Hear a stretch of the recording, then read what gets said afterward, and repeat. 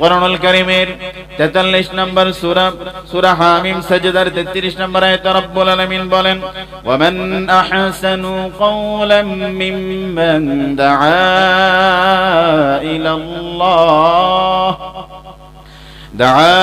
ইলাল্লাহি ওয়া আমিলা সালিহান ওয়া ক্বালা ইন্নানী মিনাল মুসলিমিন। রব্বুল আলামিন জানিয়ে দিয়েছে, ও পৃথিবীর গোলাম, ও পৃথিবীর গোলাম, আর সেই ব্যক্তির চেয়ে কার কথা বেশি উত্তম হতে পারে যে নাকি তোমাকে কোরআন দিয়ে ডাকে, যে নাকি তোমাকে আল্লাহর পথে ডাকে। সুবহানাল্লাহ বলেন। রব্বুল আলামিন জানিয়ে দিয়েছে, আর সেই ব্যক্তির কথার অপেক্ষা অধিক কার কথা ভালো হতে পারে, যার কথা নাকি, যে মানুষটা নাকি আল্লাহর দিকে ডাকে, যে মানুষটা নাকি পৃথিবীর মানুষদেরকে আল্লাহর পথে ডাকে, কোরআন এবং সুন্নাহর কথা বলার জন্য যে মানুষটাকে ডাক দেয়, ওই মানুষের চাইতে আর কার কথা বেশি সুন্দর হতে পারে? জোরে বলেন সুবহানাল্লাহ। এ কথার মানে হলো, যে মানুষটা আজান হওয়ার পরে নিজেও মসজিদে যায়, অপর ভাইকেও বলে, ভাই চলো চলো নামাজে যাই, ভাই চলো নামাজের সময় হয়েছে, আমরা নামাজে যাই, আজান হয়েছে, চলো দোকান বন্ধ করে নেই, সকল কার্যক্রম বন্ধ থাকবে।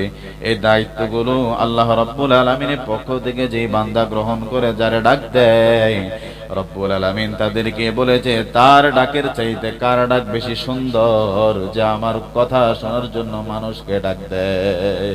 সুবহানাল্লাহ। আপনার দাম রবের কাছে অনেক বেশি যদি আপনি আপনার সময়টাকে সেভাবে গ্রহণ করে নিতে পারেন, আপনার পৃথিবীর জমিনের সময়গুলোকে আপনি সেভাবে যদি কার্যক্রমের মধ্যে যদি আপনি গ্রহণ করে নেন, পৃথিবীর সকল বিচ্ছিন্ন মানুষদের মধ্যে আপনি অবস্থান করার পরেও আপনার স্থান আল্লাহর কাছে অনেক বেশি হয়ে যায়। পৃথিবীর মানুষ যারা বিচ্ছিন্ন অবস্থায় পড়ে আছে, আপনিও তাদের সাথে উঠা বসা করেন, আপনি তাদের সাথেই চলাফেরা করেন, কিন্তু আপনার আদত, আপনার তবিয়ত, আপনার অভ্যাস যদি একটু পরিবর্তনশীল হয়, সবাই আজান শুনে বিভিন্ন জায়গায় দৌড়ায়, আর আপনি আজান শোনার পরে মসজিদে নিজেও যান, আপনার ভাই বন্ধু চাচা ভাতিজাদেরকেও মসজিদের দিকে আহ্বান করেন, আল্লাহ বলে, আমার কাছে তুমি বান্দার অনেক দাম। জোরে বলেন সুবহানাল্লাহ। তাহলে আমরা নিজেরাও নামাজ পড়বো, প্রতিবেশী যারা আছে তাদেরকেও বলবো, কথা কোন ঠিক কি না?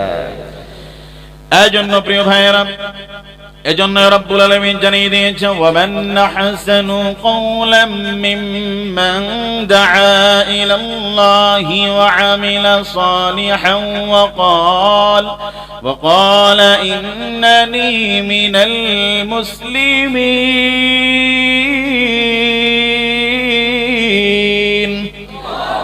এই জন্য রব্বুল আলামিন জানিয়ে দিয়েছে, আর তার কথার চেয়ে কার কথা বেশি দামি হতে পারে, যে নাকি আমি রবের দিকে মানুষকে ডাকে। কিন্তু আজকে আমাদের সমাজে যে মানুষটা মানুষকে আল্লাহর জন্য ডাকে, নামাজের জন্য ডাকে, আমরা তারে বেজ্জতি কইরা কই, নতুন মুসল্লি হইছো, তোমারে আমরা ভালো কইরা চিনি। ঠিক কিনা বলেন? কেউ যদি নামাজের কথা বলা, দেখছি না তুই কত কিছু কইছো বেটা, ওর আল্লাহর নাম ধইরা পাঞ্জাবি একটা গায়ে দিয়ে নামাজি হয়ে গেছো, হ্যাঁ তোমার আমরা চিনি, কথা কর আছে না, আছে না? আরে বেটা, আল্লাহর দিকে ডাকে, তার ডাকের চাইতে, তার আহ্বানের চাইতে কার আহ্বান বেশি সুন্দর হতে পারে? আমরা ওই মানুষটাকে নিয়েও আমরা টিটকারিমূলক কথা বলি, ও দেখছি না তুই কয় নাম্বার মুসল্লি বেটা, ঠিক না? এজন্য প্রিয় ভাইয়েরা, যে আপনাকে যাই বলুক, আপনি আপনার ঈমানের ক্ষেত্রে, আপনার আদতের ক্ষেত্রে, আপনার তরবিয়তের ক্ষেত্রে আপনি কাউকে ছাড় দিবেন না। নামাজের সময় হয়েছে পৃথিবীর সবাই নামাজ বিদ্বেষী হয়ে যাক, আপনাকে মানুষ যত ধরনের তোকমাই দেখ না কেন, আপনি সেটা গায়ে মাখবেন না। মানুষ আপনার যত খারাপই বলুক না কেন, আপনি গায়ে মাখবেন না। আপনি আল্লাহর জন্য সবাইকে ক্ষমা করে দিয়ে আজান হলে ভালো কাজে মানুষকে ডাকবেন। আল্লাহ তৌফিক দান করেন, পড়ে আমিন। আর একটু জোরে পড়েন আমিন।